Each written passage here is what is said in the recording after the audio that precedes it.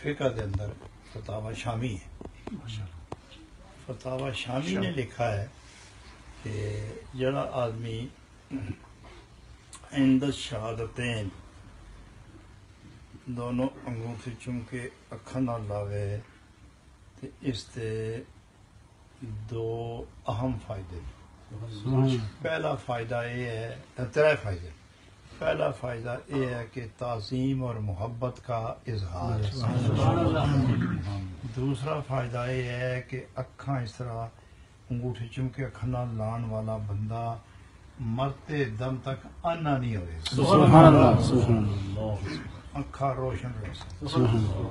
تیسرا فائدہ سید کائنات علیہ السلام نے فرمایا کہ قیامت والے دن اے عمل کرنے والا آدمی میرے نال جنت جائے. سبحان اللہ. اور یہ سنت ہے آدم علیہ السلام، یہ سنت پتہ ہی ہے.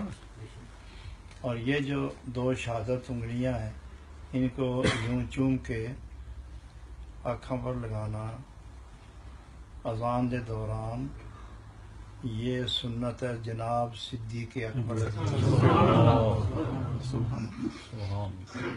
ساری زندگی جناب صدیق اکبر رضی اللہ عنہ ان دو انگلیاں پورے چوم کے سناتے رہے.